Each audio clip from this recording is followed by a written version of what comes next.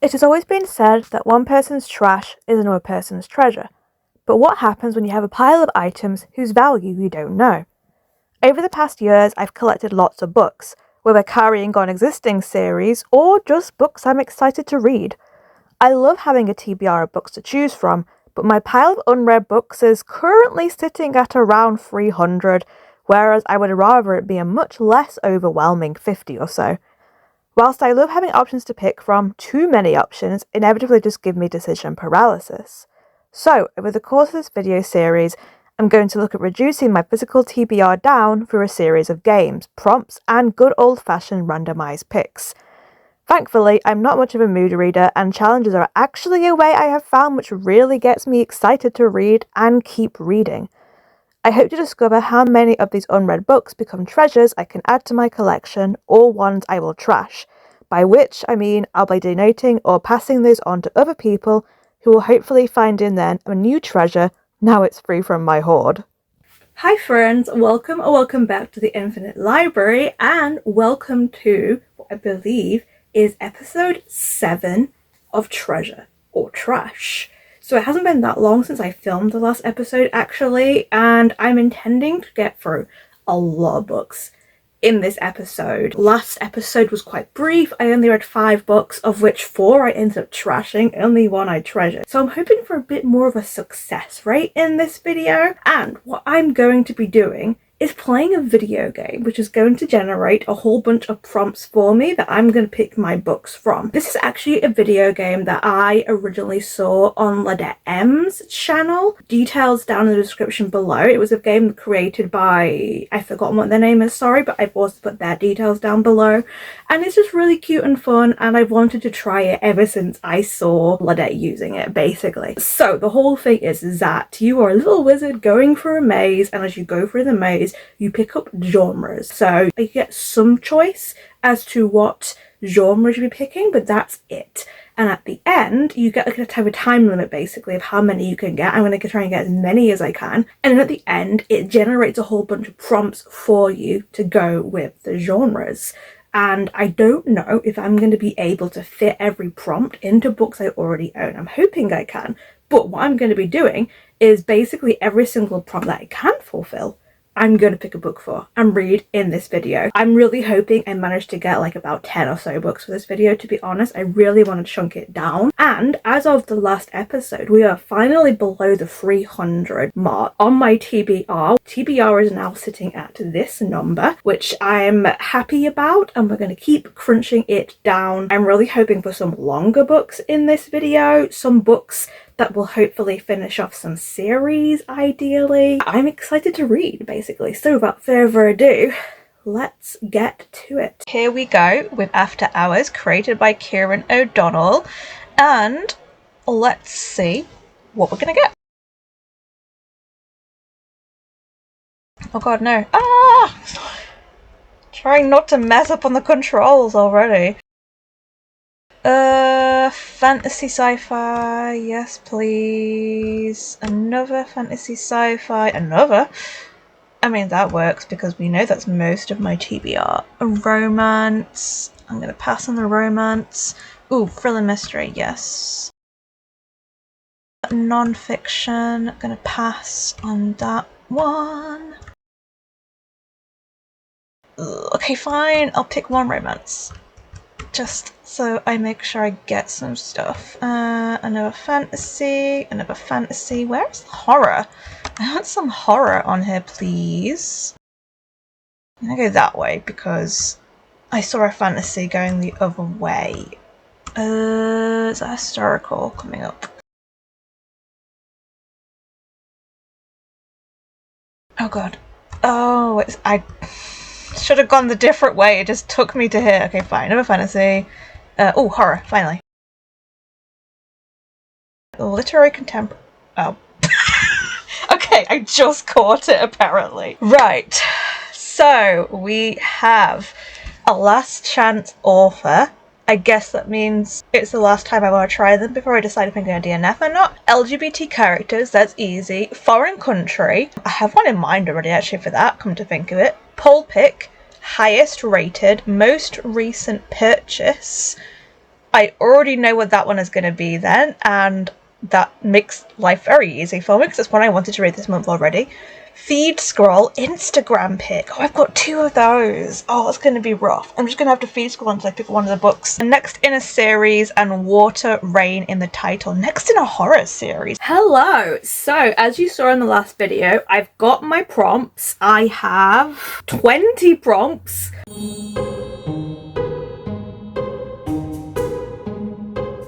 And I'm just going to go pick a book for each of them, I think. I was gonna just pick like one at a time, but I'm kind of feeling just going and just getting my stack for the month, and then I can just pick which ones I'm feeling like reading. I don't know if I'll get to them all. I am intrigued, and also I'll be able to tell if there's some prompts I can't actually fulfill. So I think I'm gonna go and pick all the books. I'm just really excited to pick a stack of books, which is gonna be my TBR for the month essentially. So let's go through these one by one, and we'll see if we have stuff that I can fulfill for it. So I do have my TBR cart here, and I ideally want to be picking as many as I can from the TBR cart because they are my priority reads for like the next couple of months. But obviously all the other books are up for grabs as well. So let us begin. Okay, so we have moved to the floor, so I have good access to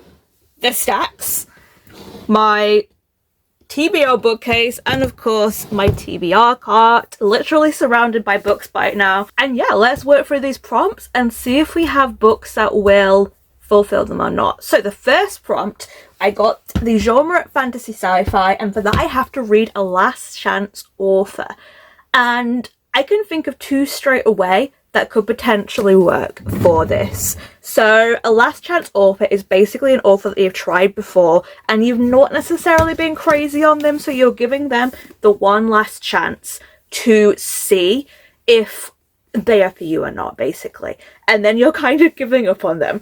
The 2 I have in mind, let me grab one of them, which is right here. So the 2 I have in mind, one is 𝚑𝚝𝚜𝚙𝚜 Elarifi. I have the Final Stripe. I actually bought this first, and then I got 𝚑𝚝𝚜𝚙, and I tried 𝚑𝚝𝚜𝚙.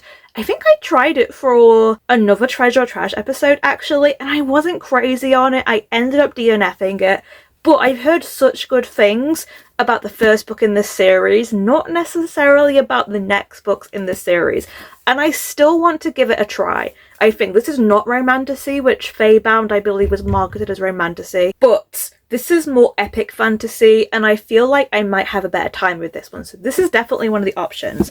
The other option is from my TBR cart, so technically is one I should prioritize. But the cover is maybe not very recognizable because this is actually a special edition that was done by Alisa's World, but this is actually The Society for Soulless Girls by Laura Stevens. I recently read one book by Laura Stevens, which was, I've forgotten what it's called, but it was this one, but it was the one where the 2 characters reincarnate and fall in love with and kill each other every time, and it was okay. It didn't really fit the bill for me, but I think this one might be more up my alley. This is a dark academia horror mystery. I believe it is fantasy. Let me go check that quickly, actually, because if it isn't fantasy, that will in fact make my decision for me, and I will be reading the Final Strife. This is on the longer side, but I'm okay with that. I'm in the mood for a longer book, I think. Yeah, it's like 460 pages, kind of small font. Our Infinite Fates, that was the book of hers that I wasn't super crazy about. It's her most recent book. Okay, The Society for Soulless Girls, here we go. It is fantasy. It's dark academia fantasy, also sapphic, a YA mystery as well, so it's got a lot of stuff going on. It's described as being funny, apparently, as well, which is intriguing. So the plot for this one. 10 years ago, 4 students lost their lives in the infamous North Tower murders at the elite Carvel College of Arts, forcing Carvel to close its doors. Now Carvel is reopening, and fearless student Lottie is determined to find out what really happened.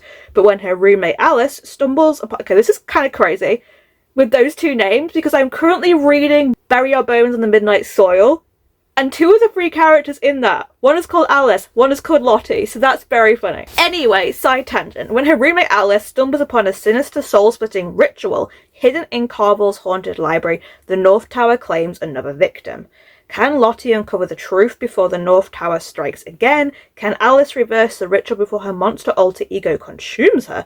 And can they stop flirting for literally 15 seconds in order to do this? This sounds a lot of fun, I'm not gonna lie, and I feel like it could be a winner for me. Whereas these Infinite Fates wasn't. But it is very much a case with both of these. If I don't end up liking these, that's me kind of done with both of these authors. I've got a bit more motivation for this one because the reason why it's on my priority TBR is because the author is going to be a Yalk, which I'm going to, and I would like to at least like one of her books. I've been reading a whole bunch of the Yalk authors that I've not read yet, and I've not been crazy on one of them, so I would love a win. I think it's also a little bit shorter, not by a lot. This is still 400 pages. The font, however, looks a lot more readable, I want to say. And also this edition is just absolutely gorgeous. Like,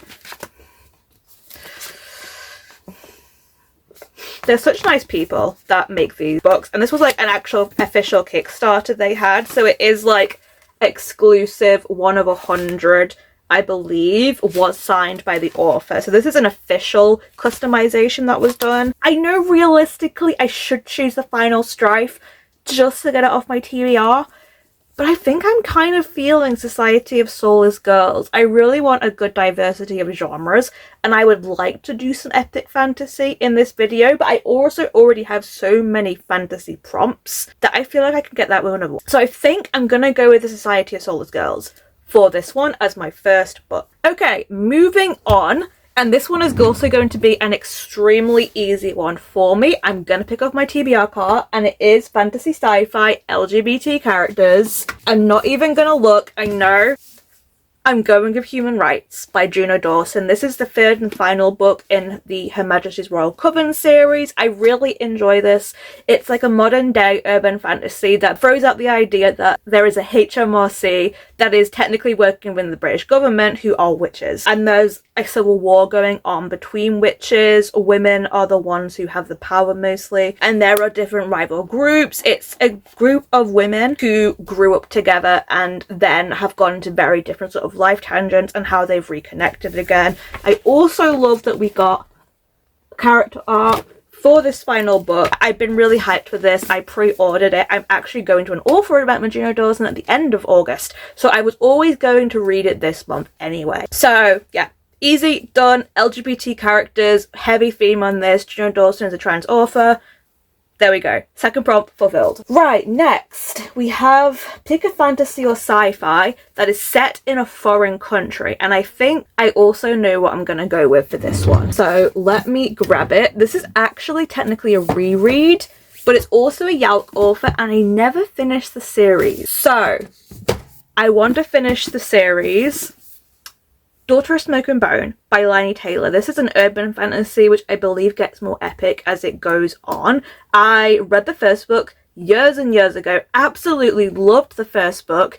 Read the second book, didn't really like it that much, and I never read the third book, but I have all 3 in these like gorgeous new covers. I really like the new covers. My friend actually passes on to me after she read them, and I really do want to read the series and actually finish the series some to this time, because I read Laini Taylor's Strange the Dreamer duology recently. I buddy read it with Jules Gemhart and I really enjoyed it. So I want to give this series another try and see if it does work out for me. If second book was maybe just not a good book, but the finale is still good. This, for at least most of it, is set in Prague.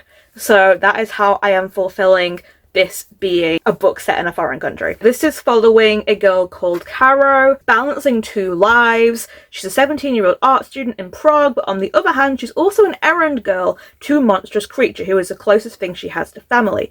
Raised half in our world, half in elsewhere, she has never understood Brimstone's dark work, buying teeth from hunters and murderers, nor how she came into his keeping. She is a secret even to herself, plagued by the sensation that she isn't whole. I remember where this went, and it's a little typical, I suppose. This is kind of old series now.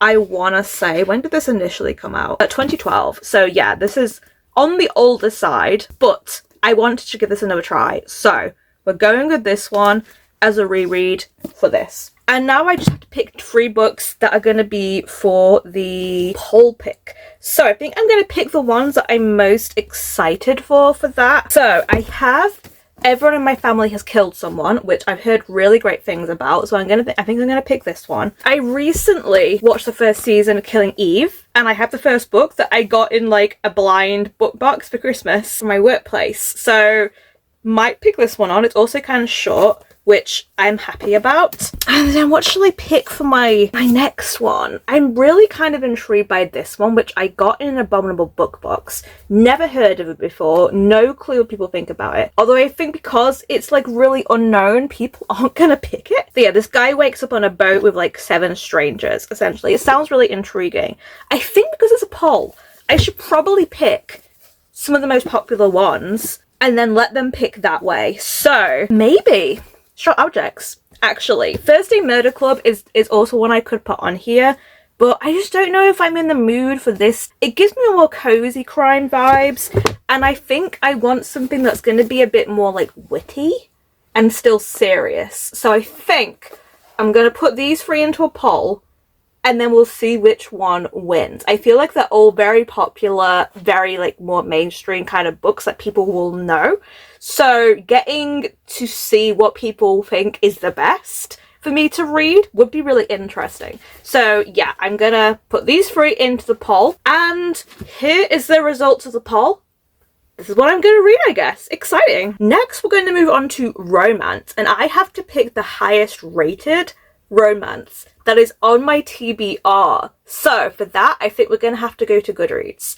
I don't have very much romance on my TBR, so we'll see, I guess. I have a suspicion what it might be, actually. Curious to see if I'm right or not, because I do have Get a Life, Chloe Brown by 𝚑𝚝𝚏𝚘𝚗, and I know she's very beloved.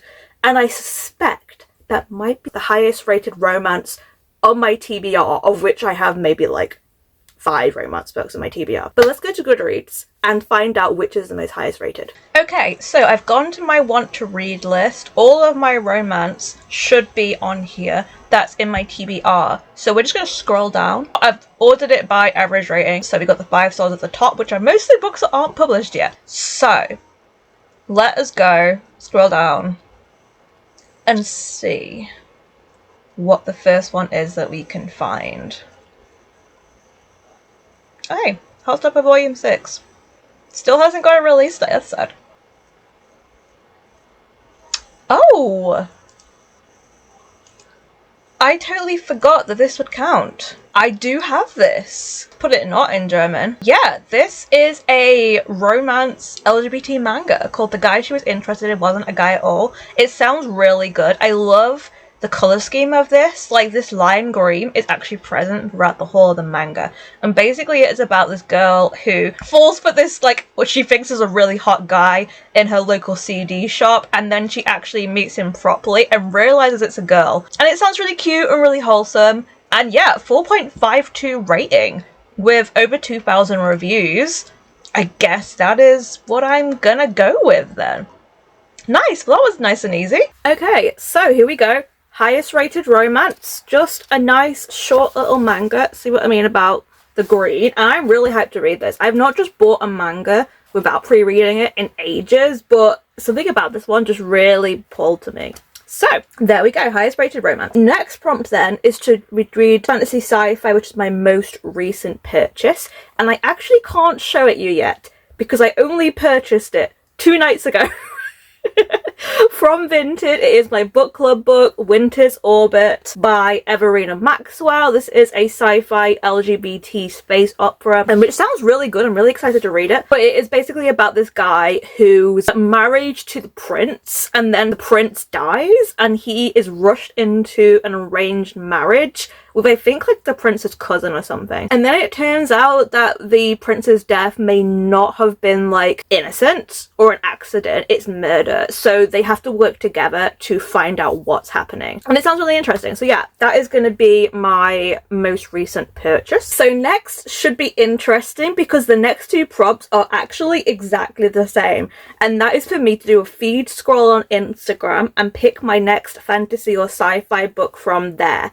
So I do have a specific Bookstagram, which is most of my feed is book related stuff. There is a couple of other stuff that kind of goes in there. You may see how obsessed I am with K-pop Demon Hunters right now and there, but I'm gonna scroll through that, and I think the thing is that a lot of books that I see on there are new releases that are not out yet, because it's like publishers promoting their books. So I suspect there's going to be a lot of books that are not on my TBR. So what I'm actually going to do, I'm going to cheat a little bit. I am actually just going to pick via the author. So if it's like a new release, but I have a book previously by the author in my stacks, then I'm going to pick that to read. So we're going to do that, and we're going to find the first two that we can find, and that's what I'm going to read. Okay, so here we are on my read. Oh! Literally the first thing I see is 𝚑𝚝�ษ𝚘𝚙𝚒 talking about winning a proof of her books. I have the proof of that book because I found her. She had a couple to give away at Chimera, and she gave me a proof at Love at First Fright.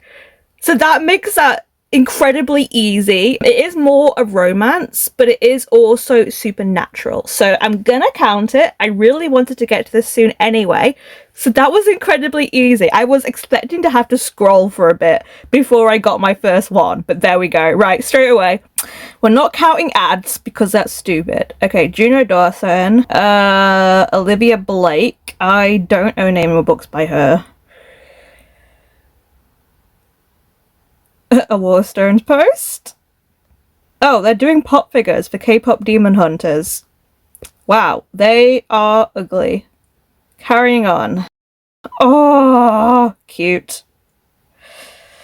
Ooh, okay. Fairy Loot October YA book bit guess. Oh, wait. This is not only going to be spoilers, so I won't click on that, but also it's going to be a book I don't have. So, moving on. Also going to go into the Explore tab just to see what we have there. So, the first book related thing I see is this medieval horror book recommendations. Okay. Let's see if I have any of them. Ooh, I think I have the audio. I think I have an ARC audio of this, but it's not on my physical TBR, so it wouldn't count. Do want to read it though. Pilgrim, don't own it. Armed in Her Fashion, no. Lapvona, no, don't have it, although it is available by a BarBox right now. His Black Tongue, that is a scary cover, but no, I don't own that. And Between Two Fires, no, I don't own that. Okay, we'll go back to Explore and see what we have. I got rid of Irresistible Urge to Fall for Your Enemy, so that is not going to count. Okay, fantasy books based on Asian history and mythology. Let's see. I have a feeling I know exactly what some of these books are going to be. Oh, we've got loads. Okay. Daughter of the Moon Goddess, I've already read. Song Like Silver Flame Like Night, I do have, so that could be an option. A Song to Drown Rivers, no. Descendant of the Crane, no. Iron Widow, yes. I have read it, but I need to reread it, so that could be an option. I've already read Pride of the Orange Tree, and I don't own any of those other three. Let's have a look at some more. Do I have any of these? Do I have The Night Ends with Fire? I might, you know. Oh, I do have The Scorpion and the Night Blossom. I do have The Girl Who Fell Beneath the Sea and Song of the Six Realms. I have The God and the Gumiho, Magic Steeped in Poison, Across the Nightingale Floor. And that is it. Okay, that's quite a few options, actually. I feel like... Also, this is inaccurate. I realise now, because it's saying Iron Widow is book one in a completed duology, which it isn't, sadly. It's a continuing series. But I really do need to get to it. So I think I'm between that or The Girl Who Fell Beneath the Sea, because I accidentally have 2 copies of this. It's also a standalone, which is kind of appealing to me. I think I may see how I feel. I'm going to say Iron Widow for now, but I may pick up The Girl Who Fell Beneath the Sea instead. Okay, cool. That is the plan. That's what we're doing. Okay, the next prompt we're going to do very quickly because there's literally only one book that will fulfill this prompt, and this is for horror, and I have to read the next in a series. This is not technically the next in a series. This is The Outsider by Stephen King, which interestingly someone has like done a cool little like thing on the side there for this. I have read the 2 books that come after this in the Holly Gibney series. I believe this is technically a sequel to Mr. Mercedes, but I have read the 2 books that come after this, which is If It Bleeds and Holly. And I didn't really enjoy Holly that much, but I've heard really good things about The Outside. This is more of a mystery, but it does have a horror supernatural bent to it, so it does count. And yeah, this is about Detective Anderson, who sets out to investigate the impossible. How can the suspect have been both at the scene of the crime and in another town? So it's a series of murders, I believe. Watertight evidence points to a single suspect, except he was 70 miles away with an ironclad alibi. I've heard really good things about this one. I have to pick this one because it's the only option I have. But I'm not mad about it because I've heard really good things about this one. And that does mean I'm also finishing all the books I want to read in the Holly Gibney series. I know it's still ongoing, but I don't really care enough about Holly, and I hated the book Holly. So I do want to read this one, but then I am kind of done with the Holly Gibney books, I think, by Stephen King. So next, we have Literary Contemporary, and I have to pick a book with water or rain in the title.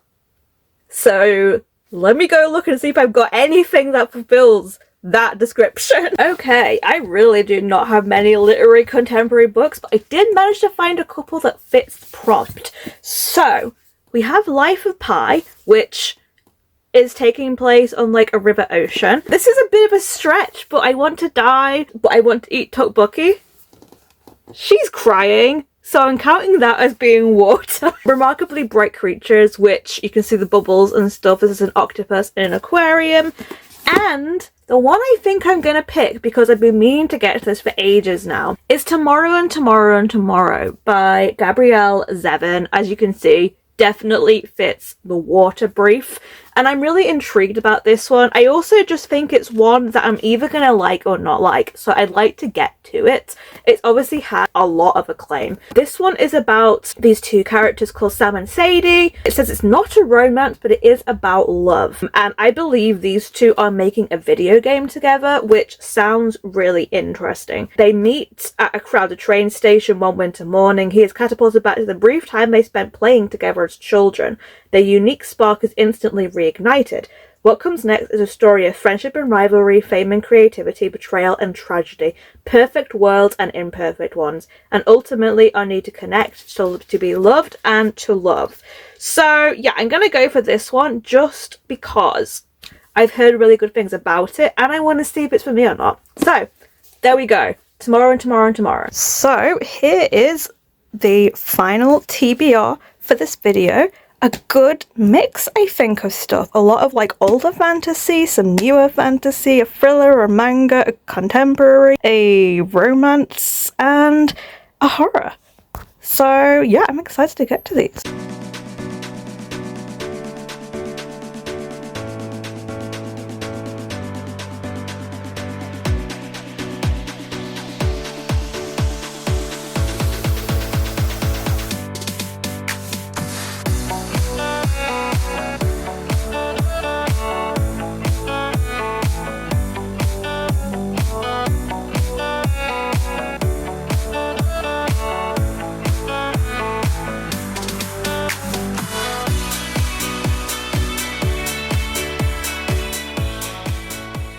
Hello! So, the first update of the video is unfortunately a DNF. I started with Tomorrow and Tomorrow and Tomorrow first because I actually had the audiobook available to me via the library. So I was like, perfect, I've got a bunch of stuff I've got to do that is perfect for audiobook in the background. So I thought I'd start with this one.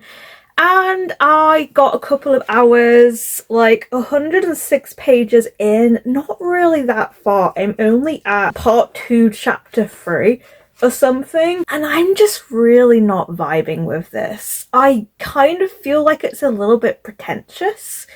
And I'm not interested. I do like the whole game design stuff and them talking about games. For those who don't know, this is about these two people. I believe it becomes three people later on, called Sam and Sadie. They meet at a hospital when they're younger. He just had a car accident. She is there because her sister has cancer. Thankfully not terminal. Her sister is fine. But they end up spending a bunch of time together at the hospital, but that friendship kind of sours because she does see it as a genuine friendship, but she's Jewish, and part of her like Jewish thing that she's doing for her bat mitzvah is like charity work, and they basically kind of put this out to be charity work, that she keeps going to the hospital to speak to this boy because he has been struggling to speak to anybody after his car accident, and they get on really well and they play video games together. That's like their shared love. And then he finds out, is really upset about it, and basically cuts her out of his life. Then they happen to meet again 10 years later or something at a train station. They're both at university. I think she's at MIT. She's like sleeping with her professor, and it's really icky, and I really didn't like that whole thing. And now they're going to be making a video game together, and I just don't really like either of the characters, and I really think a lot of this is coming across quite pretentious to me. There is some really nice writing and some really good concepts in here. I know this goes into the struggle that women have getting into the world of video games as a creator, as a game creator, but I'm just not really vibing with this, unfortunately. I did look into this book a little bit more as well, because I've had this on my shelf for ages, and I know like last year or something there was some controversy going around this, and some bookshops were pulling this book from their shelves. So I did sort of like investigate this a little bit to find out what the whole thing is, and it's essentially two different things. And one of the things is that the author Gabrielle Zevin, who is, I believe, a Korean Jewish author, was accused of Zionism. She has never actually specified one way or another if those are her views. But the other thing is that she has been accused of plagiarism by a female game creator out there, because a game that she has created, it looks to have been taken heavy inspirational for a game that is in this book, which I did actually get to the part where the game was in it. I did look into it, and it's a very sort of grey area kind of thing. Like, I do not condone anyway this author plagiarizing this game, if that is indeed what she did. I believe she has listed a whole bunch of things at the back, which are things that she said was her inspiration for it, so things such as Stardew Valley, Animal Crossing, The Sims. But she doesn't mention this specific game, which is a game called Train. It is a very controversial game because it is actually about the Holocaust, same as it is in this book. And the original game creator, I believe, tried to sue Gabrielle Zevin for the use of it in this book. I couldn't find any information about what happened with that court case. Although the whole thing of her being the game creator in the first place is also a little bit all over the place, because the game creator herself is not Jewish, and she basically said that she got like permission from a rabbi, had the rabbi's blessing. Like, she interviewed people who were Jewish, Holocaust survivors, I assume, but she herself was not Jewish, and there's a little bit of a squiffy thing there with the original game creator maybe not being the right person to tell the story, and maybe Gabrielle Zevin is not the right person to tell that story either, but she is at least got Jewish heritage, which is more in line with the game's themes and with the main character. But Sadie, she is Jewish in this, and that's why she made that game, because of her Jewish history. So yeah, there's a whole bunch of controversy around it. There isn't really a lot of information to specify who was really in the wrong here. I was expecting to see it like all over YouTube, but shockingly nothing. Just a lot of positives about Gabrielle Zevin, so I don't know if it's just blown over or what. But regardless, I looked into it before I started reading just to see if it was something that would really put me off this. And I decided that I wanted to give it a try, but I'm really not feeling it, unfortunately. It's just not gripping me. I'm not invested. I can kind of see this is going to be like a messy drama kind of book, is kind of the vibe it's giving me. And I don't really like this kind of books. Like, the only time I don't mind messy drama is when it's like a thriller or something where, you know, the plot kind of demands it and it ups the stakes and stuff. But for a literary fiction, I get tired of that kind of thing very easily. And as I said, I didn't really gel with either of the characters. I didn't really like either of them that much, and I wasn't really enjoying it. So yeah, I'm just gonna call it 100 pages. I just don't think this is for me. I know a lot of people love this book, but I'm not really a literary kind of reader, to be honest. There are some that work for me, and I was hoping because of the gamer thing, because I am a gamer, I would like it, but it's not for me. So that is the update on Tomorrow and Tomorrow and Tomorrow. However, technically wasn't my first book, because last night I did actually start reading Human Rights by Juno Dawson, and I'm really enjoying it so far. Despite it being like over a year since the last book, automatically slipped right back into it, which is nice. Remembered more than I thought. There was like a nice little thing at the beginning which goes over all the characters, and that kind of did give a little bit of previously in the other books, which was helpful because I kind of did need that. But we're actually picking up like just a little bit prior to the end of the last book, because the last book ended on a cliffhanger and we weren't really sure how that cliffhanger happened, but we did actually start there, so we know exactly what happened. And yeah, really interesting so far, really enjoying it and where it's gonna go. So yeah, having a good time so far with this one at least. I'm taking it with me tonight. I'm going out for a meal out with friends, got a bus journey, so I'll take it with me, probably get a little bit further, I guess. Also, I just realised something really silly. The prompt was for water, rain in the title, not the cover. So I kind of did that prompt wrong.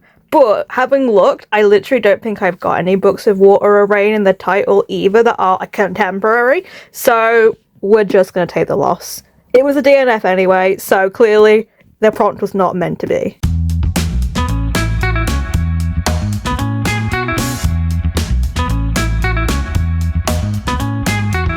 Hello, so I'm here to update you. I ended up reading all of the first volume of The Guy She Was Interested In. Wasn't a guy at all. Volume 1 this morning, and I had a really good time with it. It's very cute. I didn't actually realise that, because I think this was originally put out on Twitter, so the chapters are more like tiny little comics. So like chapter 1 is like a bunch of different mini segments, and I had a good time with it. It wasn't like the best romance ever, but it was very cute. I like both of the two characters and I like their interactions.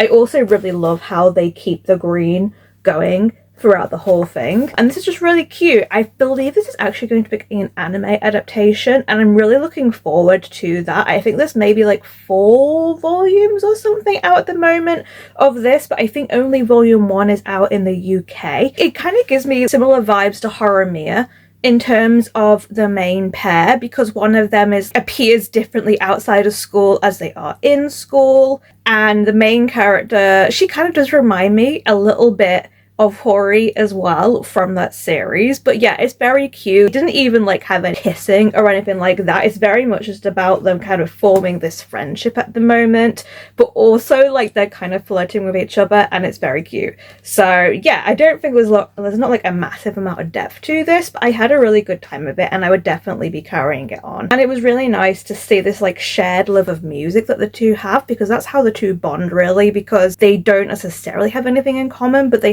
share this love of music together, which I thought was really sweet. Yeah, enjoyed that one. Will be a treasure. Hello, so I finished Human Rights yesterday. I did enjoy this, I will say, but I also have kind of mixed feelings about it. I had to like have a little vent rant to a friend of mine who also has already managed to finish this book. He gave it a 3-star. I'm giving it, I think, a low 4. I think I like this one probably either just as much or just a little bit less than the 2 previous books in the series. I don't necessarily think the conclusion was as satisfying as it could have been. I'm not going to get into the reasons why, because this is a new release and I don't want to do spoilers, but essentially there is a plot point that comes into this book that feels a little bit Deus Ex Machina. And if it had been something that had been kind of a thing in the previous books, I probably would have been more for it. But the way it was implemented in this just kind of felt like an easy way to get a solution to the problem they're having. And I really wasn't crazy with how it was implemented in the book itself. I still like the characters in this book, but there were definitely plot points that I feel like maybe weren't necessary for the conclusion of a book in a series. It was stuff that I think maybe things could have been, like, the page time could have been spent on doing things that would either further the plot more or do more interesting things with the characters. Like, there's a lot of stuff with one specific character, I can't say who again because spoilers, particularly given the cliffhanger from the last book, but a lot of her subplot throughout the book is kind of her dealing with romance stuff, and it doesn't feel like the right time, and also it feels a little bit pointless and like unnecessary drama. Not that the romance is pointless, but what comes from a certain part of it feels very pointless in terms of it giving us further plot details and like you're favoring the main plot of like the really big bad stuff that's happening in here, which is essentially like the devil Leviathan rising, who is going to destroy the world. And that feels like something that should be more of a big deal than this other little thing that's happening. I still really enjoy other characters in this book. I would say Elle, I think, is probably the one whose complete character arc I felt the most satisfied with at the end of this book. And I think Kira as well, possibly. I'm reasonably satisfied with her arc in this book. She at least felt more dynamic than a lot of the other characters in here. I'm saying this like I had a bad time. I didn't. This is really fun. I love all the pop culture references, although hopefully that means it won't age too badly. But it's a very fun book. I think I would have like been very happy with this if we hadn't have had that one specific plot line, which is how they kind of tie up a lot of stuff towards the end, and I just wasn't a fan of it.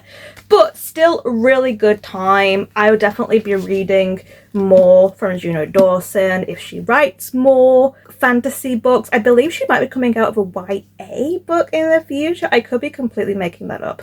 But yeah, overall, not the worst end to the series. Like for me, I have all 3 of the books. I don't have Queen Bee because I didn't really like that one very much. But I would say, even if I wasn't completely satisfied with the ending, this was like a 4-star series for me. I think I gave the second book 5 stars actually. Although I don't really know why, looking back at it. I think I just finished it and was like, it feels like a 4.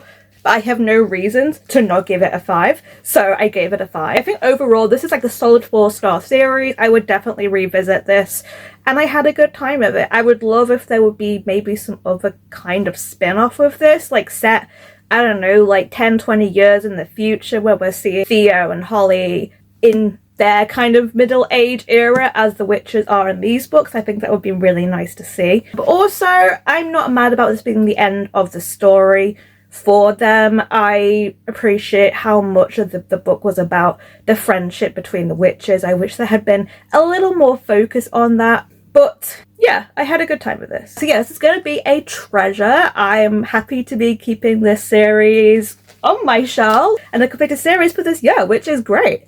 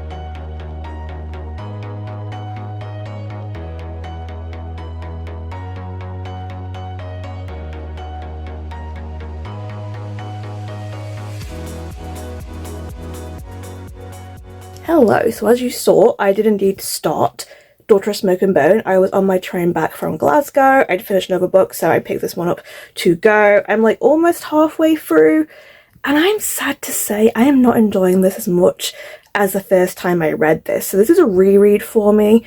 I originally tried this series back, I don't know how many years ago now. Originally, I loved the first book. I think I even gave it a 5-star. It isn't holding up, unfortunately, for me, I don't think. Originally, I loved the first book, hated the second book, and then never finished the series. I think I gave the second book like a 2-star or something. This is kind of feeling like a 3 right now. I don't know if I've just kind of aged out of this, but I'm finding all the stuff just a little bit cliche, which is kind of unfortunate. I do like our main character, but I don't know if I like a whole lot else. There's a whole lot of stuff going on with her friend, Susanna, and I'm just kind of bored with that whole kind of thing.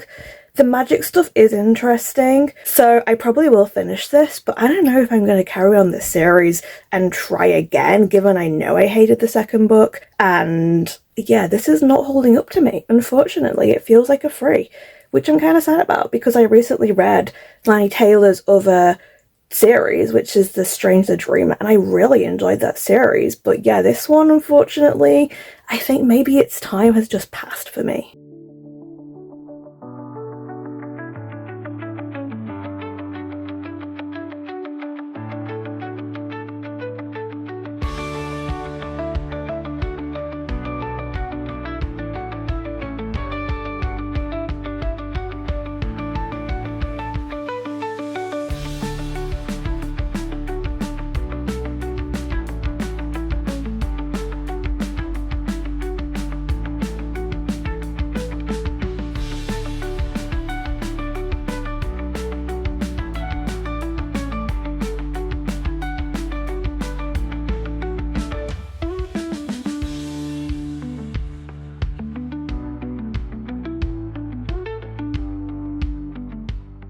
So I ended up deciding to DNF this one. I really didn't want to DNF this one because I really wanted to actually finish it on a reread, but it was just too YA for me. This is very much a book, I think, that it had to be the right time for me to read it, and it was the right time when I first read it, I don't know, 5-6 years ago or something, and I just couldn't get into this. It was a struggle now, unfortunately. I got like past the halfway point, but I just wasn't enjoying it. So yeah, made the decision, DNF'd this, giving up on this series, unfortunately. I'm not going to try and reread this whole series because the spark of joy that I had for it to begin with, which was with this first book, isn't there anymore.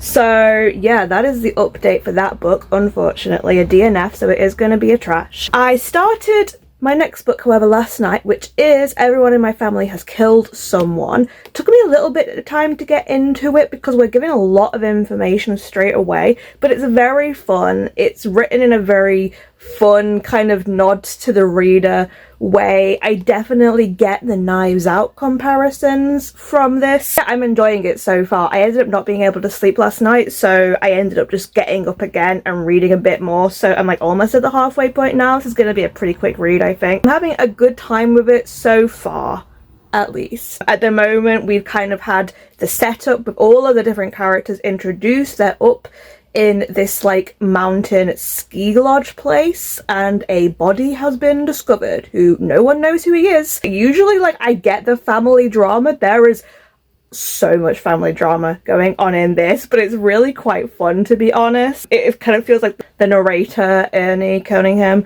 is not really taking it that seriously, even though it's definitely affecting him. Finding it quite fun and enjoyable. Would honestly love like a film adaptation of this. It would be so fun. Right, so I finished this and I feel kind of mixed about it, not gonna lie. I'm not really sure how I want to rate this.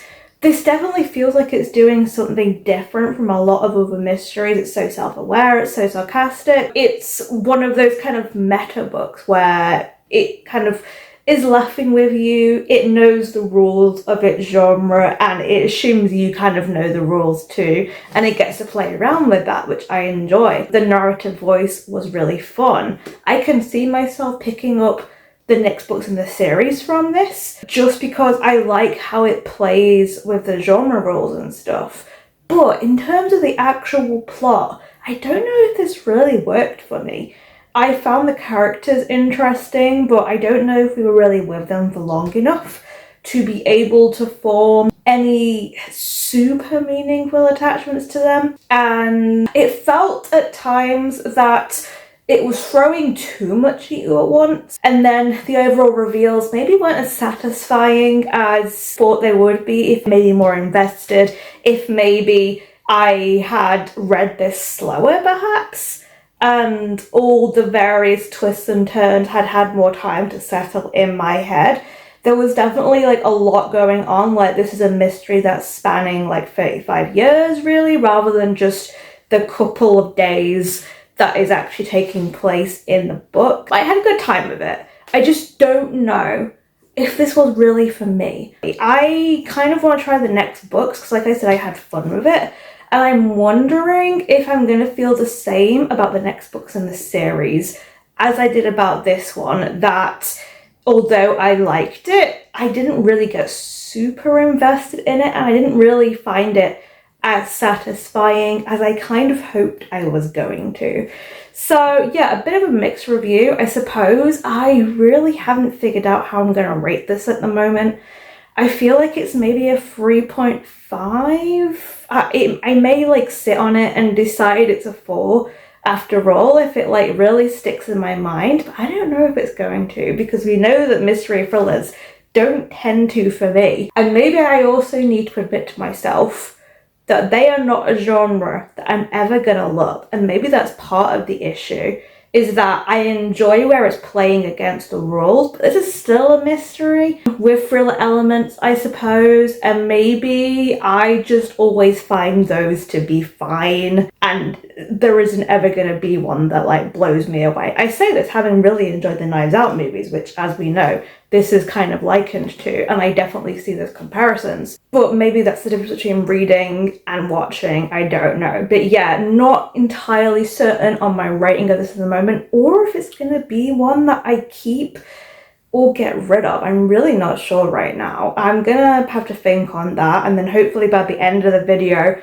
I will have made like a bit of a firmer decision on that. But yeah, I feel just kind of mixed about this book. A little disappointed that it didn't hit for me, but also it wasn't bad, don't get me wrong. So yeah, I just don't know how I feel about this one, basically.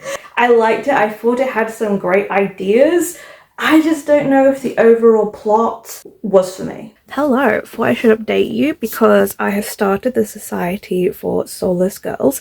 I'm actually really enjoying this so far. This is really easy to read. I don't know, I was kind of a little bit worried after not enjoying the YA-ness feel of Dora Smoke and Bone, but thankfully not having the same issue here with this one. I'm finding it really enjoyable, and yeah, just really sinking into it and not having any issues. We're following these two characters, Lottie and Alice. We are going back and forth between their perspectives as they've started at this new school, which is definitely haunted in some way by past murders.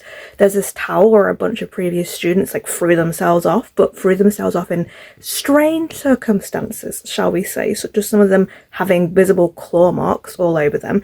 And Lottie, who is there on a hockey scholarship, she is finding herself drawn to this tower, almost like she's possessed, and trying to get into the tower, and weird things are happening. It's getting progressively creepier for her. And then Alice, who is her roommate, they do not get on, by the way, although obviously we know they're going to have the hots for each other, and they're hopefully going to get on later when they both realise that both of them are being infected by things on campus. She is struggling with these like violent impulses that she keeps acting on. I'm enjoying it, I've got to say. This definitely doesn't feel like as YA as the other one did. I like the setting very much. The only thing I'll say about it is that having the two perspectives, a lot of the time the chronology, the pacing is a little bit off. Like we're seeing someone's perspective that's like going forward, and the timing seems to be a little bit weird at times. Like I can't quite work out if like a lot of time has passed or not a lot of time has passed sometimes, because sometimes it feels like they're saying we've been doing this thing for weeks now, and then it's like, oh, it's a day later. And also we'll often like see something from someone's perspective and then we'll see the same day from the other person's perspective, which is a little bit annoying, and I don't quite like the back and forth with the timing with that. But otherwise, I'm having a good time with this. So yeah, that is the thoughts so far on this. Hello! Thought I'd do a quick check-in before I head out. I'm hoping to get a haircut today. I'm just going to the walk-in salon nearby and seeing if they're available, essentially. My hair is really annoying me, so I'm planning to get it cut short again. But I thought I would update you before I go, because I did in fact finish Society for Soulless Girls yesterday, and I had a really good time with this one.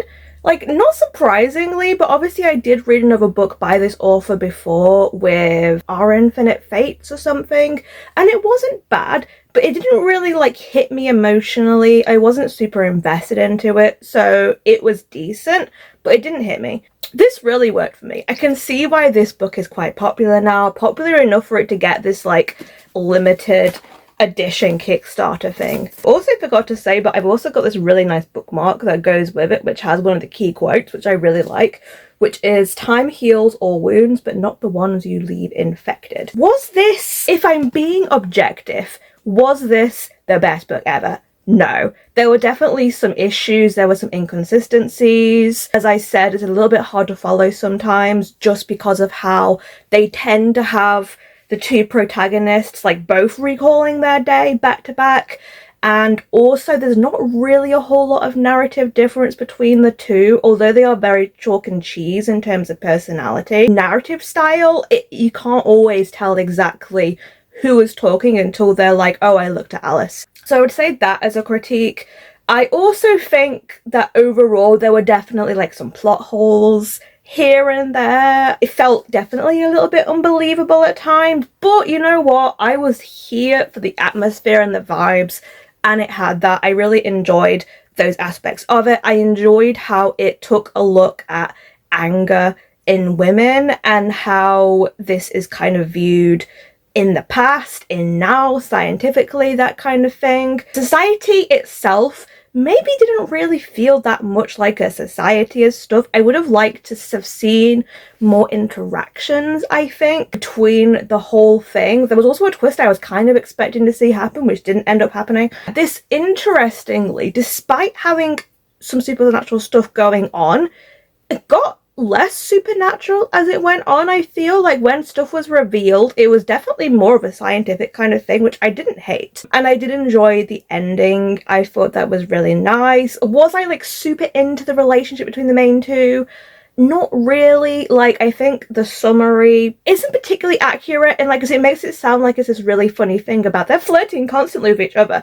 I didn't get that vibe, to be honest, that they were flirting constantly. They were like noticing each other, but like I think if they had been flirting constantly, I would have found it really annoying. So it was like the right level, I think, of romance, although it kind of sped up a lot towards the end, and I was like, girls, please, like, try dating first before you get to a certain point. But you know what? I had a really good time with this. It was very much just something I was in the right mood for, I think. And I think this is definitely more the kind of YA I enjoy. It had the dark themes, it had the LGBT stuff, which I enjoyed. The dark academia stuff is always fun. The setting is so good. There were definitely some mysteries that were kind of left ambiguous, which I wasn't mad about, because I kind of added to the mythos of the location where they are. Overall, I actually really enjoyed this, so I guess this means I can give Laura Steven more goes with her books. Like, just because Our Infinite Fates didn't really work for me doesn't mean she's not for me. So yeah, this is gonna be a treasure, which I'm happy about, because obviously this is a really nice special edition as well, and I kind of be sad to get rid of it. 4.5, I think I'm giving it, and that's purely based on how good of a time I had with it. Not the most objective rating. It probably would be like a high 3 if I was gonna be objective, but I always put my own emotions into my ratings, and this just worked for me. So yeah, 4.5, really had a good time with it. So moving on to my next book, I was going to pick up my book club book, although I still have like a week and a half before my book club. I wasn't really feeling, not really a hard sci-fi, but I wasn't really feeling what was going to be something that I would have to pay a lot of attention to just because it is a book club book. And I was kind of feeling like something like soft and fun after like some of the darker themes in Society for Soulless Girls. So I thought I'd actually pick up Love at First Fright, which is the proof copy. It's coming out in September by Nadia El-Fassi. Okay, it doesn't actually say it's a sequel to Best Hex Ever, but it definitely kind of is because it takes place after it. We're definitely having mentions, cameos of the characters in this. The character in this is one of the best friends of Dina in this book, who we saw, and they hinted at the end of the book about her having this like movie that was being made of her book. But she writes like historical horror mostly. A movie's being made of her book. She's not happy with the choice they've made for the lead actor, who is this guy here. She kind of sees him as this very typical Hollywood actor who she's only really seen in action films, doesn't really think he's going to be a sensitive actor. And we're seeing it from both perspectives, which I do enjoy, because we see automatically that this guy is not exactly how he appears to be. He's not someone that like dates crazily. He's like in his early 40s and he's feeling that.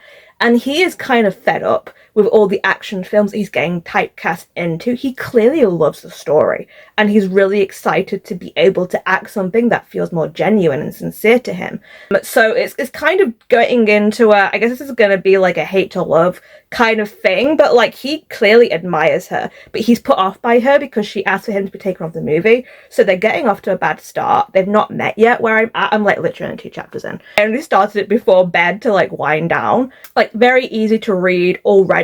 I'm liking that we're already looking at things because she is a horror writer, and we start off with her being in this like book signing in New York, and it's like with 2 other like older, presumably white male horror writers, and they're so dismissive of her and kind of being like, oh well, she got a movie deal, not me, because she's a woman and she like used her breasts, basically. I did laugh because the author was like, they write the kind of books that have the heroines breasting boobily down the stairs, and that amused me. But yeah, we're seeing how she is perceived by other people in her writing field as lesser because she is a woman, but clearly more popular, which pisses them off.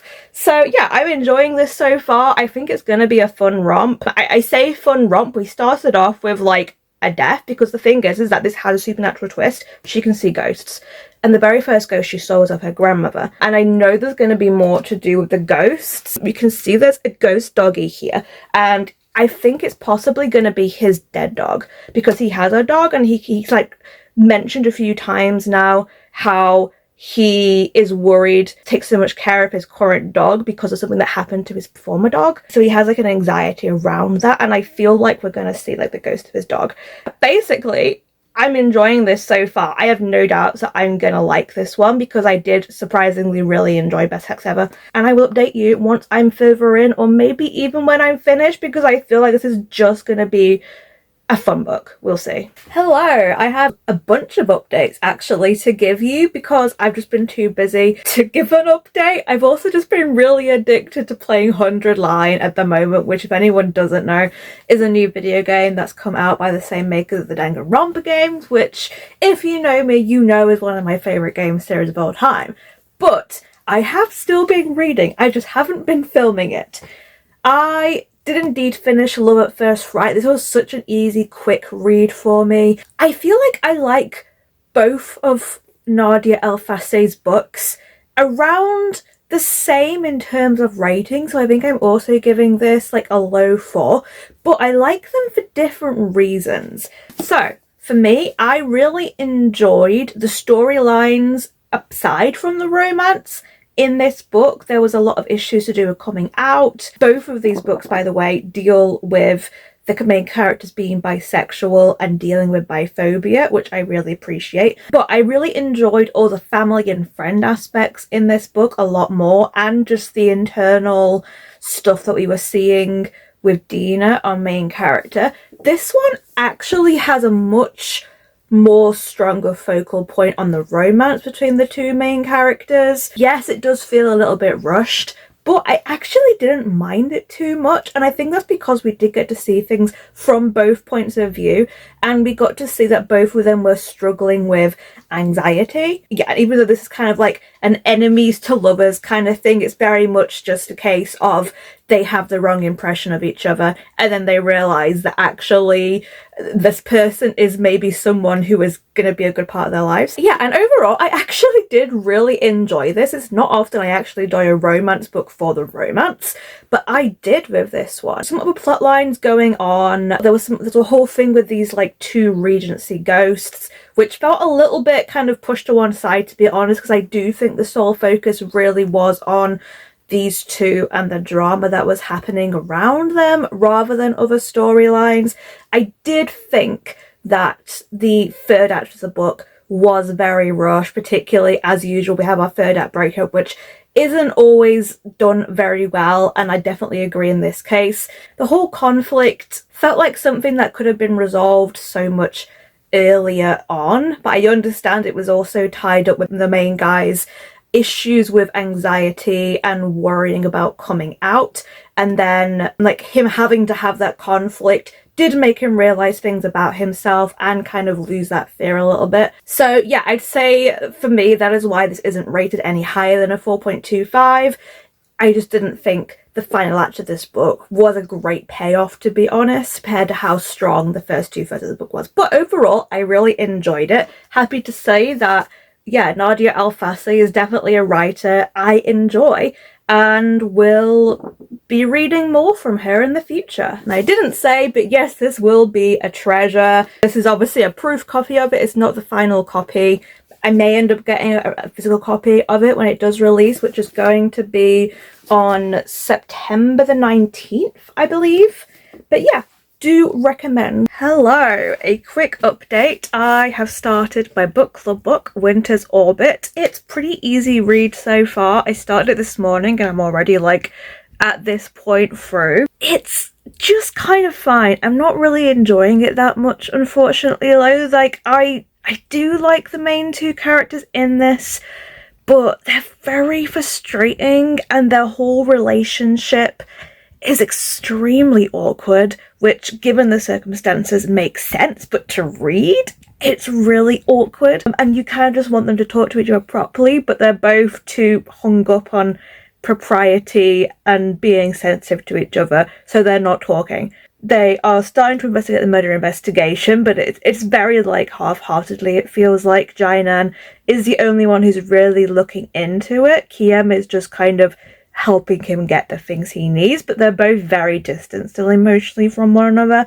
It's kind of evident at this point that it feels like Jainan's previous relationship with the prince was not a happy one. The way he reacts, how surprised he is with how relaxed and attentive Kiem is to him, makes me think that it was definitely some kind of controlling, potentially even abusive relationship. There's also a lot of politics stuff going on, which I will admit, not a lot of it is really sticking in my head. There's a whole thing with them being the representatives for the different planets. There's a lot of politics around the fact that Jainan is an ambassador from a different planet, which is currently going through some turmoil, and this mysterious embassy or whatever, who is supposed to be investigating them all to draw up these treaties that happen every 20 years. Clearly, the murder of the prince has something to do with that and destabilizing those treaties, I assume, but I don't really have a decent idea as to who is behind it. So it's fine. I'm not hating it, but I'm also not really invested. And even though I like these two separately as characters, they're just really frustrating. So I'm not particularly enjoying the romance element of it, which is very limited so far because these two are just tripping over their feet with each other, essentially, and it is painful to watch. This is going to be a very quick review because it's late and I'm tired. I'm about to go to bed, but I finished Winter's Orbit. Didn't intend to read this whole book in one day, but it just kind of worked out that way. Thankfully, the second half of this book, I think, I enjoyed a lot more than the first half once we got past the whole awkward communication thing. The story definitely got more interesting, it got more actiony, and I did like where it went. It did have a really satisfying ending. I don't think I'm going to keep this one though, unfortunately. The not great first half of this book really did kind of damage it for me, and overall, I would say I did like this, but yeah, the first half wasn't a good time. I may consider reading, there's technically another book in this series, but it isn't following these characters. I think it's just set in a world and it's following other characters. I may pick it up, but I'm not gonna lie, a lot of the world building in this I did find kind of confusing. Politics is really not my strong point. I did enjoy it towards the end. As I say, I did like the two main characters. I just really didn't enjoy the whole plot stuff that was happening for the first half of this. I thought it dealt well with some of the themes such as domestic abuse, and yeah, I enjoyed some of the side characters as well. Belle, who was the aide, was really fun. She was definitely a fave of mine, and yeah, this was alright. I'm sad it wasn't one that I ended up really loving, but I'm glad it did get better and I did have a better time as the book went on. I think I'm probably giving it a mid-3,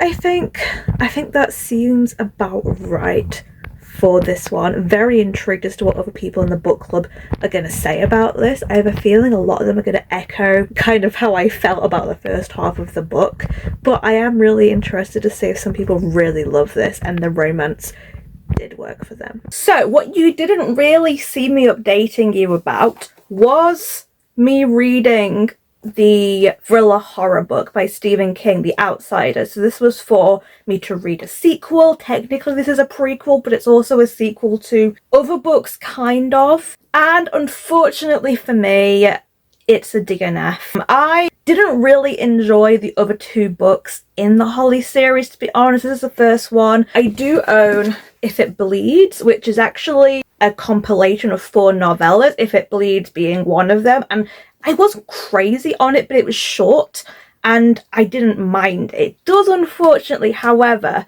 because I've read this, it does spoil basically what the whole deal is in this book, and I feel like I needed to go into this book not knowing what the supernatural thing is, because yes, for the very first half of this book I've DNF'd it, as you can see, around the halfway mark. I really tried to keep going and I got to like 220 pages or so, and at that point I was just like, I'm done. I really just don't care to finish this, because the sad fact is that I was just not enjoying this book. Yes, I think the supernatural aspect of this is interesting. I liked when it was brought up again in If It Bleeds, but I do not like the cast in this book, and I very much have realised from reading this that the type of mystery thrillers I like are not police procedurals, and that is what at least the first half of this book is. I've read some reviews and I know that like the first half is very much just like a standard sort of crime kind of thing, and the second half then goes into the supernatural aspects, but knowing what that is, I just don't have the motivation to carry it on, unfortunately, because I cared nothing for the characters in this. It's a very dark kind of murder that happens, and essentially someone is framed for the murder and violation of a young boy. He's someone who is a respected figure in the community. He has a wife, he has kids, and they arrest him in a very public manner that makes him a target, essentially. And like, we kind of know that he is innocent in this, but there is just this really conflicting thing, because there's evidence showing that he was there at the time of the murder, but also showing that he was somewhere else really far away. So it becomes this thing of, how can one person be in 2 places at once? The answer, of course, being that one of them is not really him. I'm not going to spoil what it really is, because that is what the crux of the second part of the book is about. But I was hoping that I would still find the detective part of it in the beginning interesting, and I honestly just did not care. Like, it's very grim subject matter and it just kind of keeps getting worse and worse, but I really cared nothing for all the characters, to be honest.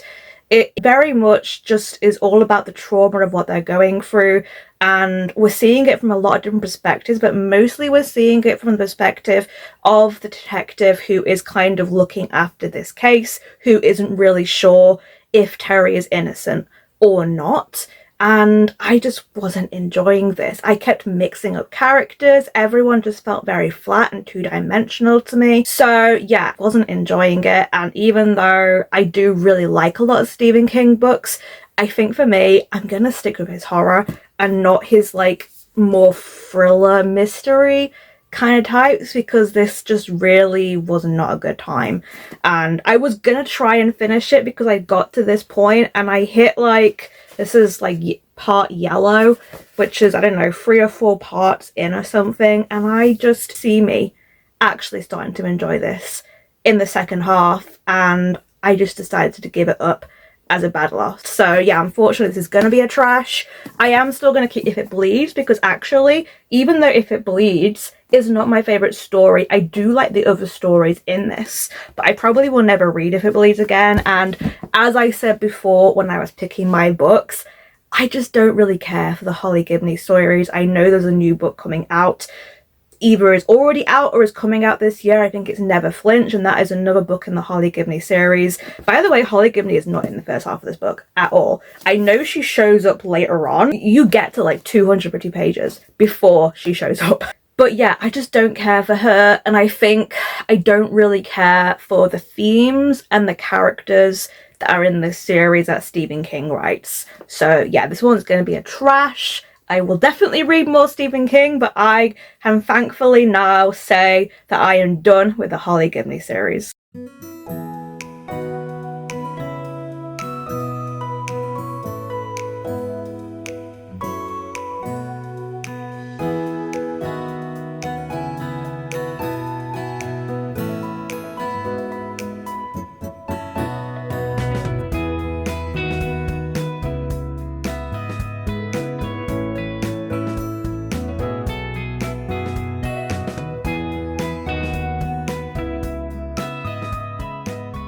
I am halfway through my reread of Iron Widow, and I just reached the one bit that I forgot I loved so much, where one of the characters, 𝚑𝚝𝚎𝚑, rushes past some guards and says, "You can't shoot me, I'm rich!" And it still makes me cackle. Hello, figured I should actually update you because I'm near the end of finishing my reread of Iron Widow. I've actually decided to extend this vlog though to include Heavenly Tyrant as well, because the whole aim of me reading this was to get to Heavenly Tyrant, which I can now get to. I do have time this month to read it, so I figure I should really do both, because this technically isn't getting something off my TBR.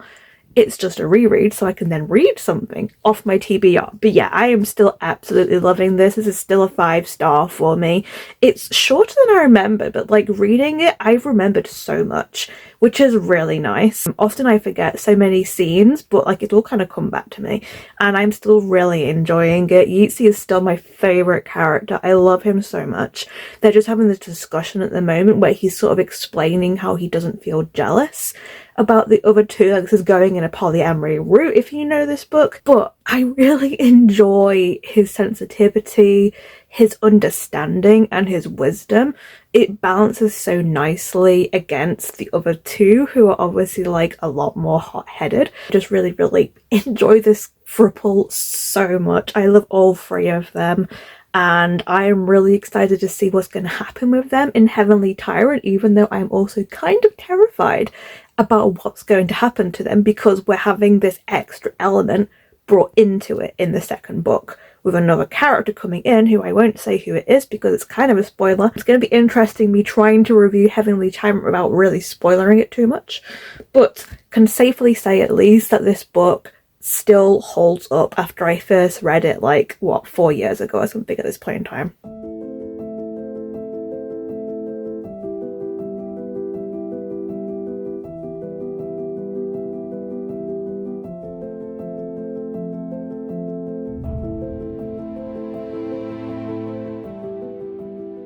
Hello, sorry for the kind of bad lighting. I went and got a haircut today. Very glad to have some of the length taken off. But I also finished my reread of I Am Widow, which I did indeed really love. Having read this again, really glad I did actually before I picked up Heavenly Tyrant, because I definitely had forgotten basically every single side character apart from the main three, and that was actually kind of important to know some of that stuff. I also forgot like some of the general specifics about what happened at the end and a lot of the world lore, so definitely was good that I did do that reread. I am not super far in, like 80 pages so far. I'm enjoying it. I'm actually not hating this guy as much as I thought I was going to at the moment. We will see, because there is plenty of time for him to make me hate him. But yeah, I'm liking it so far. I'm intrigued where it's going. I want more 𝚑𝚝𝚙𝚒, but yeah, so far I'm enjoying it. Have a good time. Okay, I hate to say this, I'm not really enjoying this that much. I'm enjoying parts of it, don't get me wrong. I'm liking that 𝚑𝚘𝚎 is being forced to think more about the actual implications of essentially taking over a government and changing things for the better. But I'm not really enjoying that much else at the moment, unfortunately. I think it's the fact that so much of the first book is about 𝚑𝚘𝚎 getting power and finally being able to act independently for herself. And then it's all just taken away from her again in this book, essentially. And she's trying to navigate really carefully around the restrictions she's being given to get her power back, but it's really difficult. Also, I realise I've been mispronouncing 𝚑𝚝𝚙's name.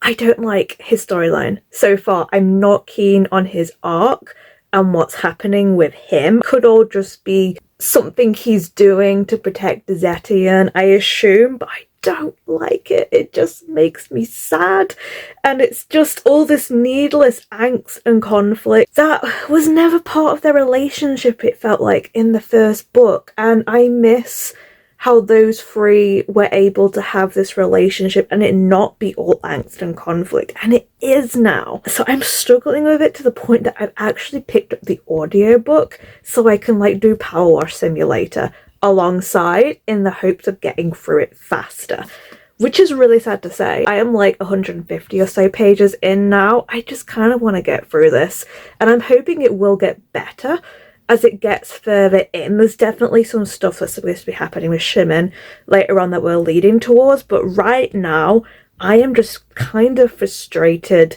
with 𝚑𝚑𝚎's lack of agency, and I'm not having a good time, which makes me sad, because obviously I've been so looking forward to this book and slightly intimidated about picking it up, and now it feels like me being intimidated is kind of got a good reason. Because, yeah, I'm not enjoying where this is going. It definitely still has time to pull it around, but I also don't like that I'm just not feeling good things about this book so far. I'm hoping it's going to improve and it's going to twist some stuff and we'll get to the really high highs that we got to in the first book, but not right now. This isn't happening.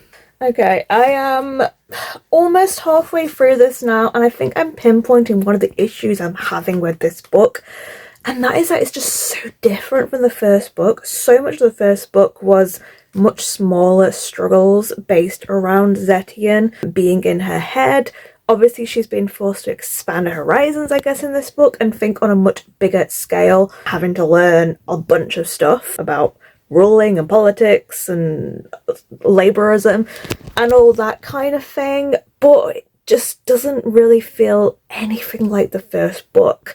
Unfortunately, it feels like I'm reading a completely different series because there isn't very much emotion going on with it all, and it kind of feels like we're just being taught as well. Like, I totally understand that the author has very strong political leanings, and I'm okay with that, but this very much does just feel that the whole book so far is her expressing those political viewpoints, and there's just not very much plot happening, and not a lot happening otherwise.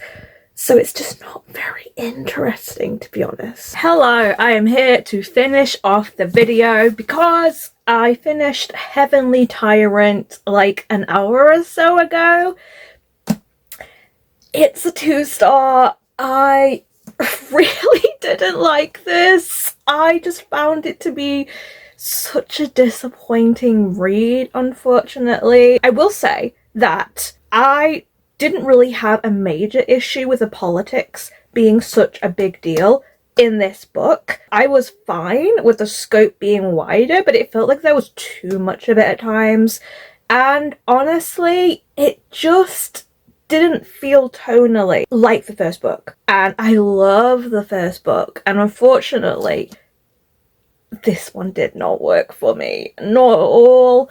It was actually kind of a trial to get through. I was fully for like 4 hours last night, like playing Power Wash Simulator with the audiobook on to try and get through it like a little bit better, because oof. Yeah, I feel like I kind of have to go into spoiler territory to talk about what disappointed me so much about this book. As I said, I'm giving it a 2. I was kind of hopeful that I was going to be at least able to give it a 3, depending on what happened towards the end, but I really just didn't like much of what happened in this book, unfortunately, so it did end up being like a 2.75, I think I'm giving it. This book is not irredeemable, don't get me wrong, but it was not what I thought it was going to be. And I think for a lot of people, to be honest, coming to this after I Am Widow, it's very different. And I could see that really splitting readers. I also personally feel like this is a little bit too long. This is about 500 pages. And for what happened, I don't necessarily think it needed to be that long, because I don't think that much plot really happened to merit it. It was a lot of talking, a lot of thinking, not a lot of actual action happening, plot happening. This does happen over a period of months, I believe, but it's a little hard to figure out the timeline because it does just kind of feel a little bit dislocated. Again, I'm gonna stay not spoilers for now before I go dive into spoilers. The first book leaves our protagonist, 𝚑𝚝𝚒𝚙𝚒, in a predicament of sorts. And I think what I really disliked about this book, as well as certain things that I will go into in my spoiler portion, is how so much of the first book is about her getting her own autonomy, getting her own power in this world that is stacked against her. And so much of this book, it just takes her right back to having no power again and struggling to get that power again. Yes, she is in a slightly higher level of prestige, shall we say, but we are just right back to the beginning again, where she is someone who is struggling against a man who's controlling her, and I really disliked having that again. I still do like her as a character, even though she makes some very questionable decisions, but she did in the first book too, so I'm not mad about that. I'm also not really mad about the whole direction of what was happening with her and this guy here, who is the Emperor, who is one of the main focal point characters in this book. I didn't actually hate that, which is what I was most nervous about. I feel like I really thought I was going to be really nervous about where the story took that. I don't think it was anywhere near as bad as I was thinking. I didn't hate him, I would say. I could kind of see where he was coming from,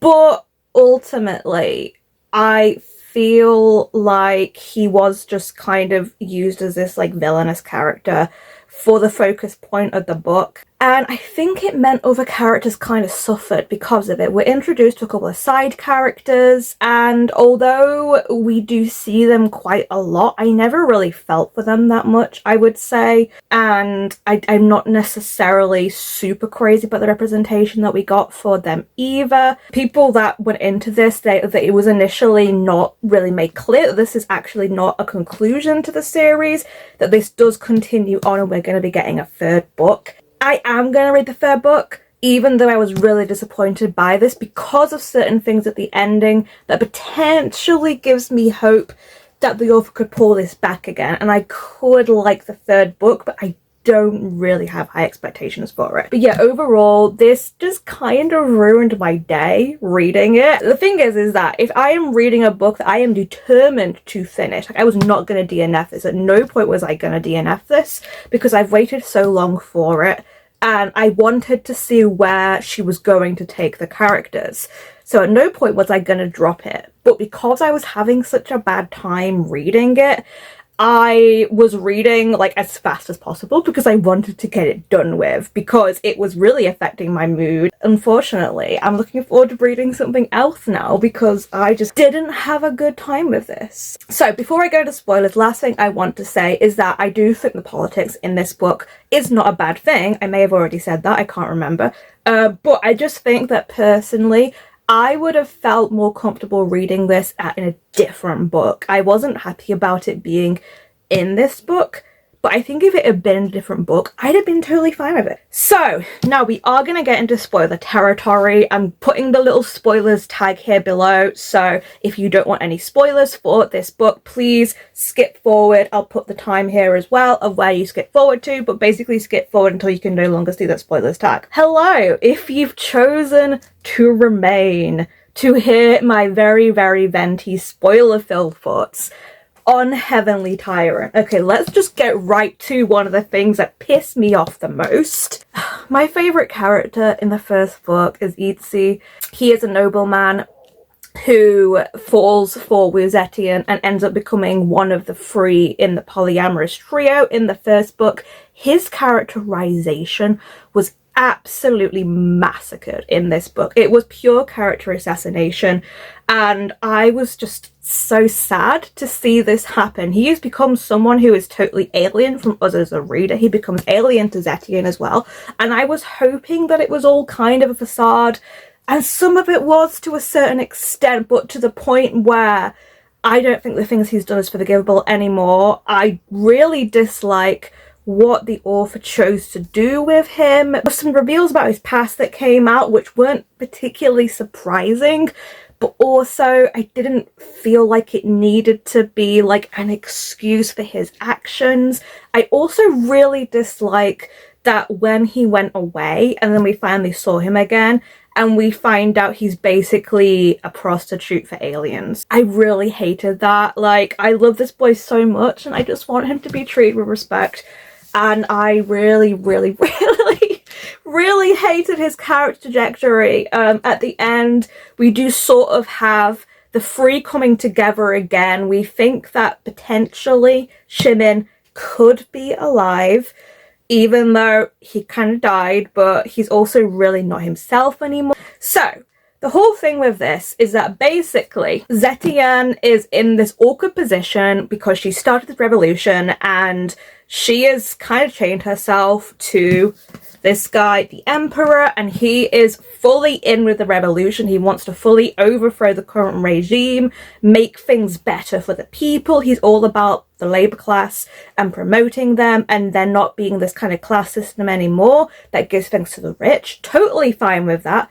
Of course, how we're seeing it in this book is that we're seeing it done in kind of a fascist regime kind of way. The title Heavenly Tyrant very much shows where that is going, and I didn't hate that, don't get me wrong. Like, I felt it was both a critique of the old system but also a critique of how things are done. But so much of this book was spent with just kind of being lectured about all of this stuff. Like, Zetien is basically made aware very quickly that she is not really aware of how things would go in the repercussions and the consequences of her actions, and I didn't mind that. I liked that we're taking a broader view of it. I like that she is realizing the consequences of what she's going to do. It's not just like, right, revolution, I'm taking over, everything's going to be good again. There are complications to that, and I didn't hate that. But I didn't really like how much the book focused on that compared to anything else that was going on. Also, the whole relationship with those two is like really messy and toxic, but that's actually one of the things I didn't hate about this book. I fully expected it going in, so I wasn't like super upset about it. But I dislike not only how Zetien's power is taken from her all the way through this book, including her bodily autonomy. There is a whole thing where they basically want to make sure there is an heir. If she's seen as a mother, it will improve her public image, as well as also showing these two as being a loving couple, empress, emperor, that kind of thing.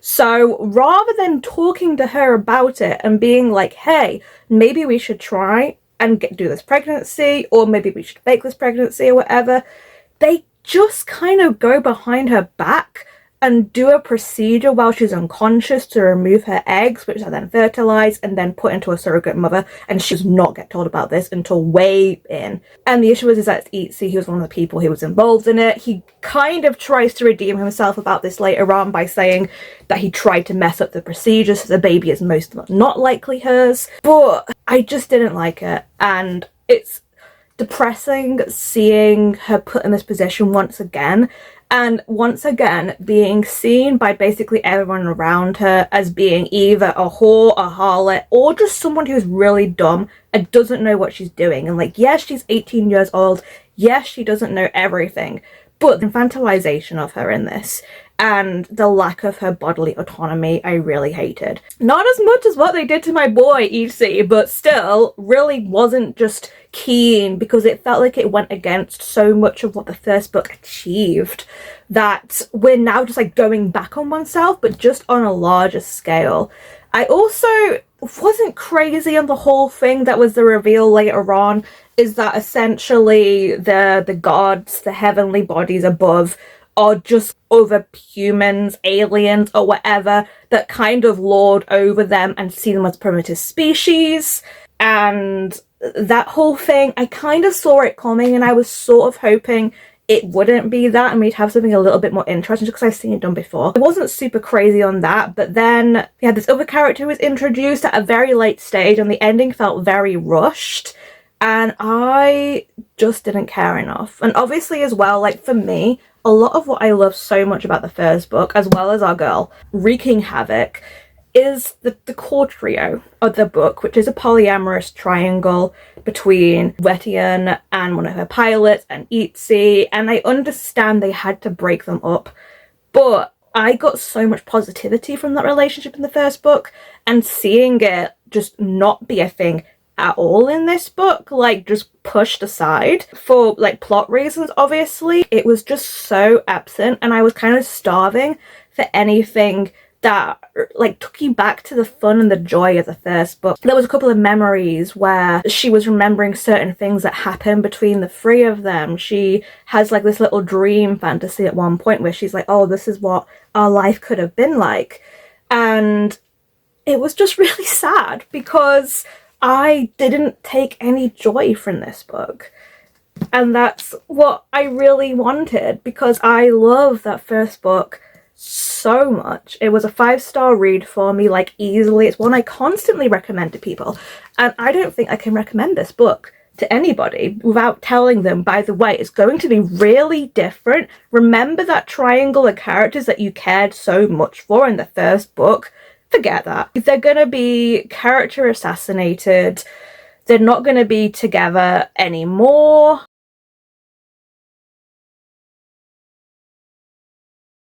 So I probably could vent more about this. Spoilers end here, I guess. But I've just been venting to all my friends about how disappointed I feel for it, and then I'm also like really trying to justify myself, because I do think the author is trying to do something good with this in how she's talking about the politics and all that kind of thing. I just think that, like, I know there was troubles with the writing of this, but I think it could have been reined in a little bit to have made it more engaging for a reader perspective. And I just wish that we hadn't lost so many of the things that made me love the first book so much. This is just completely different as a sequel. I didn't have a good time with it. So despite this, I am going to read the third book whenever it eventually comes out, if it ever comes out, because what happens at the ending gives me hope that maybe we'll get some of that back again from the first book. But I'm trying not to have any expectations for that, because yeah, I had such high hopes for this and I was really excited about it. Also really nervous because I was worried it was not going to be good, and unfortunately that did fulfill that thing. So as to the question of whether I'm treasure or trashing this, I should be trashing this. I know I should, but I think I'm gonna keep it, or at least I'm gonna keep my special edition version of it. I might get rid of this version of it because I really don't need 2 copies of a book I hated. But I didn't buy these, I actually won them at Chimera, but I won like the special editions, which are the Illumicrate exclusive editions of Heavenly Tyrant and of Iron Widow, and I do love the art in these. And I feel like even though I really disliked this, there are still some certain moments that I'd want to go back and look at again. And who knows, maybe even a couple of years, maybe I'll come back to it and my thoughts will have shifted on it and I'll like what it's doing. But right now, I think I'm just too closely emotionally invested in the first book to be able to like what this book is doing. So yeah, I'll probably get rid of my duplicate copy, but I will keep my special edition copy because I like to have them both. I'm probably going to pick up the 3rd book from the library at first though to read if it ever comes out, because I don't really want to spend money on it if it ends up being something I absolutely despise. So just to recap what prompts I had for these books that I picked. We had, for the prompt of A Last Chance Author, Society for Soulless Girls. For the prompt of LGBT characters, I read Human Rights by Juno Dawson. For taking place in a foreign country, I read Daughter of Smoke and Bone, which was set in Prague. For a poll pick, I made people on the Magical Readathon Discord pick from a whole bunch of thrillers, and they picked for me Everyone in My Family Has Killed Someone. For highest rated romance, I had The Guy She Was Interested In Wasn't a Guy at All, Volume 1. For most recent purchase, I had my book club book, Winter's Orbit by Everina Maxwell. For feed scroll Instagram pick, I had Love at First Fright by 𝚑𝚝𝚙𝚒. And then I had another feed scroll, and that got me Iron Widow, which then made me go and also pick up Heavenly Tyrant. And then the last 2 books, I had to read the next in a horror series, so I picked up The Outsider by Stephen King, which was a DNF.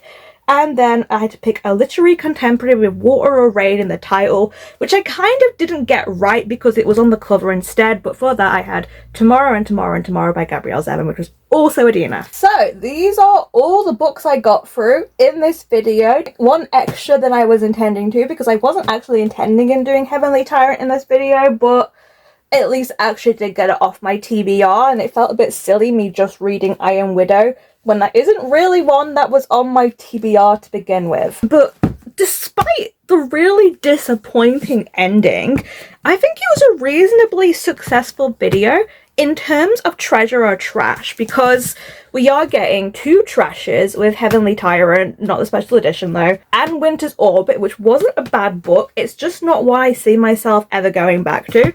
But we are having 6 treasures, which some of these I definitely do feel mixed about, but generally I did like a lot of these. A decent amount, I think. I feel I should put these in order of how I enjoyed them. Yeah, there we go. I think that feels pretty accurate for the level of enjoyment I had with them. In terms of the books that I'm going to be keeping, I did my reread of Iron Widow, which was a 5-star. Still really love this book. Love at First Fright, which was my proof from 𝚑𝚝𝚙𝚒, sequel to Best Text Ever. This was a 4.25, I want to say I gave this. So really enjoyed this one. Society for Soulless Girls, very happy that my Last Chance Author has proven that I will try more Laura Stevens again. This is like a mid-4, I want to say. Then we had the first volume of The Guy She Was Interested In Wasn't a Guy at All. Very cute. Not a massive amount of substance to it, but I enjoyed it and I really like the art style that's in this. Then I did also finish another series in this video, which was Human Rights by Juno Dawson. Also a little bit disappointing, but mostly just because of a plot device that was used in the latter part of the book. And overall, I did enjoy the other aspects of this book and the characters and the conclusion of character arcs. So certainly not like a bad conclusion, just one that I wish had been a bit better. Low 4, I'm gonna give it, whereas I think the other 2 in the series are more of a mid 4. And then finally, I read my thriller, Everyone in My Family Has Killed Someone. I was very mixed about this one, but I honestly do think the more I think back on it, I think it was quite fun. And I can actually see myself coming back to this or it being one that I also want to lend out to people. So I am going to keep this one. I did give this one like a high 3, I want to say, and you know I don't keep thrillers very often. Yeah, this was definitely interesting enough for me to potentially revisit in the future, and I will check out the next books in the series. So that is it for this episode of Treasure or Trash, where we had After Hours pick my TBR for me. It definitely did pick out some winners for me, but it also did help me clear some stuff off my shelves, and it finally got me to finish 2 series that I've been meaning to finish off. Obviously this one I put off for 8 months and I really shouldn't have, and this one just came out, so this was one I was just definitely going to get to regardless. I did enjoy my time in this video despite having some real disappointment. For next episode of Treasure or Trash, it's going to be the September one, which means of course we're returning to Magical Readathon for the autumn term. So I am going to be continuing in my class of Beastmaster for that, which means my TBR were picked for me by whatever prompts are given to me by the Magical Readathon. So until next time, I guess, stay safe, stay cozy, and I'll see you in the next video. Bye!